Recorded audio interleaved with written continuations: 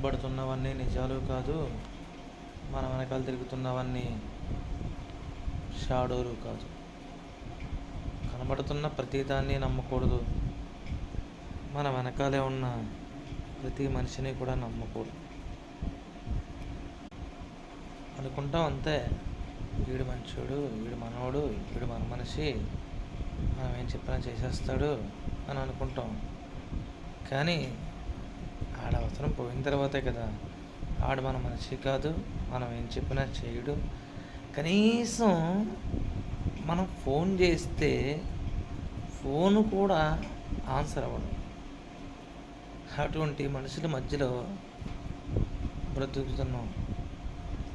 ఎలా మారిపోయిందంటే రోజులు, ఇదివరకు అయితే ఒక పని చేసామంటే 10 మంది కూడా అమ్మ మంచోడరా బాబు, ఏదో మంచి పని చేసాడురా బాబు అనుకునేవారు.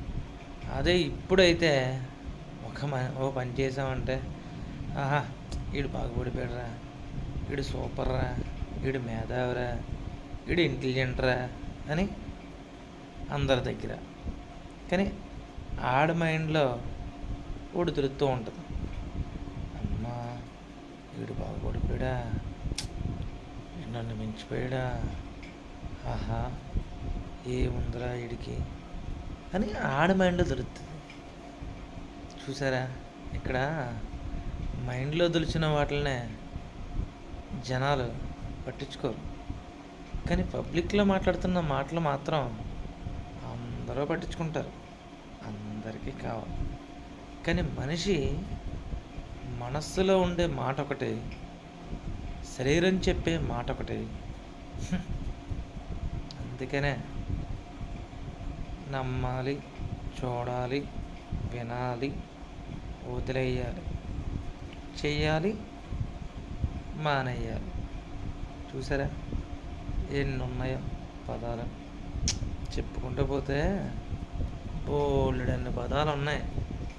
ప్రతి పదానికి కూడా రానున్న రోజుల్లో సమాధానాలు విచ్చలవిడిగా, అబ్బా ఎంత విచ్చలవిడిగా అంటే వద్దు అన్న, కాదు అన్న, లేదు అన్న పరిగెత్తుకుంటూ వచ్చేస్తాయి పదాలు.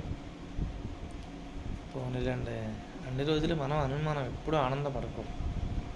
జరుగుతున్న రోజులను చూడాలి, జరిగిపోయిన రోజులను గుర్తు పెట్టుకోవాలి. ప్రతిదీ మంది అని అనుకుని